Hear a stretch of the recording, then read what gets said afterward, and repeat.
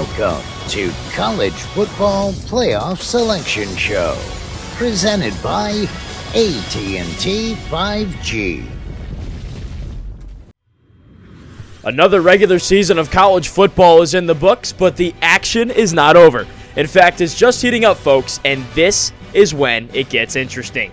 There are several teams in contention for 8 spots in the inaugural 8-team college football playoff. Hello and welcome everyone to the 2026 College Football Playoff Selection Show. I'm your host, John Eads. Well, you asked for some parity at the elite levels of this sport, and you have it.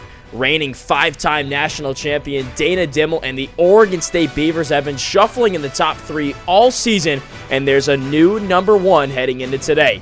The Notre Dame Fighting Irish are back at the top after a few seasons of rebuilding. Remember, OSU and ND met back in the national title 5 years ago, and it actually was what sparked this miraculous Beavers run. Could those two rematch in the title game here in 2026? Could some group of 5 teams crash the CFB party? Or can a 3-loss Florida team sneak into the field? All of those questions get answered here tonight, but before we get into the big reveal, let's take one last look at the latest BCS Top 10 rankings. Now, these don't reflect the outcomes in the conference championship games, so folks, there could be some big movement here tonight. As we know, number 3 North Carolina fell to number 10 Wake Forest 21-19 in the ACC title game. Additionally, number 4 Penn State dropped to number 12 Wisconsin 40-31 in the Big Ten Championship. So the Tar Heels and Nittany Lions figure to fall out of the top 8 altogether, but we'll just have to see. Finally, teams like Army, Texas, and Charlotte all did not play this week as they don't participate in conference championship contests. So could those teams sit idle, move up in the rankings, or drop out? We'll just have to find out. Okay, without any further ado, let's reveal the first quarterfinal matchup of the night. All right, we direct your attention to the left side of the bracket where we will reveal the 1-8 seed matchup in the Goodyear Cotton Bowl in 2026. All right, let's start things off. Who is the 1 seed? It's Notre Dame. I think we all had a feeling this would be that team. They were number 1 heading into this week. They're number 1 going into the college football playoff. The Fighting Irish went 12-0 this season. Perfect year. Beat the Pac-12 runner-up USC most recently 40-7. That's a ranked Trojans team as well, led by Notre Dame. Is led by Heisman finalist Tom King. He's got 1,573 rushing yards on the season and 24 rushing touchdowns. Notre Dame also owns a 27-14 win over number 4 Wake Forest. All right, how about our number 8 team? Who will Notre Dame play in the quarterfinals?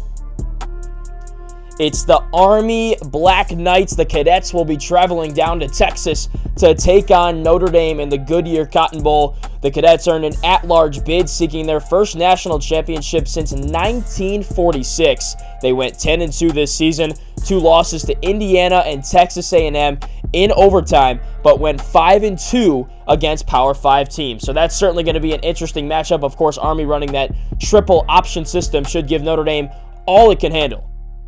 All right, so Notre Dame and Army at the top of the bracket. Now let's slide down to the bottom for the 4-5 matchup in the Chick-fil-A Peach Bowl. Who we got at number 4?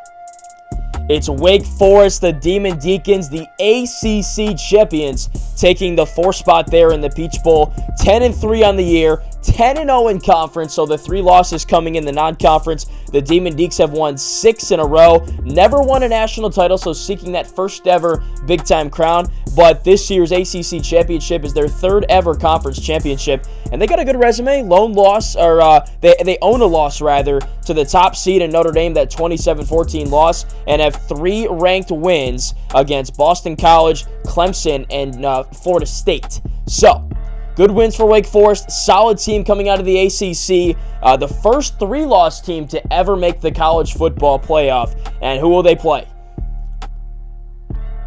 On deck for them is the Charlotte 49ers, 11-1 off this season, coming off a year in 2025 in which they went to the national title game and got thrashed by Oregon State 85-7, but have been to the heights of college football, seen what that kind of ball is like, and can see if they can use that experience to their advantage this time around. This year, the lone loss coming to number 21 Florida State by just 3 points, but Charlotte owns wins over Utah, Iowa, and Purdue. So some big-time wins there, and they're led by quarterback Brian Davis, who's passed for over 3,000 yards this season and has a 31-0 touchdown to interception ratio. So that side of the bracket, as we take a holistic look at it, going to be something that's certainly fun to watch. Can Army upset Notre Dame in the 1-8? And who comes out of that 4-5 matchup between Wake and Charlotte, two very high-powered offenses? All right, let's go to the right side of the bracket now. We'll start with the 2-7 matchup in the Capital One Orange Bowl. We all assume that this will be Oregon State at number 2. This is how it ended coming into the selection show tonight. But let's see who we got at 2.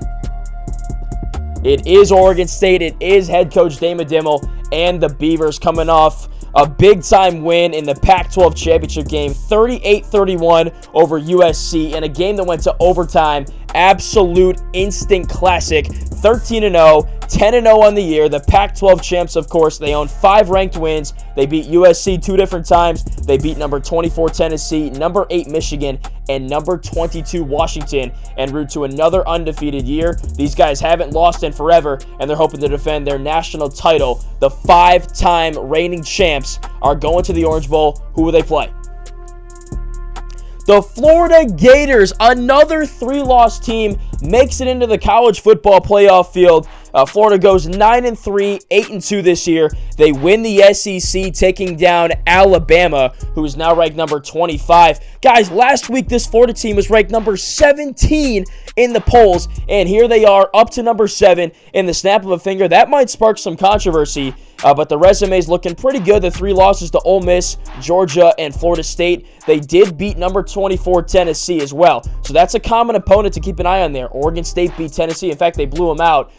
Florida beat them as well, so keep an eye on that. The Gators seeking their first national title since Urban Meyer was at the helm back in 2008. We'll see if they can get the job done. Of course, they're going to have to go through the 5-time reigning champs before that. At the bottom of the bracket, we have the All-State Sugar Bowl between the 3 seed and the 6 seed. This could be anybody. We talked about how much shifting there could be in the rankings this year. We haven't seen Texas yet. We haven't seen the Big Ten champion Wisconsin yet, but there's also Michigan and a couple of teams hanging around there. You know, you got North Carolina, and you know, it could be anybody here. So let's see.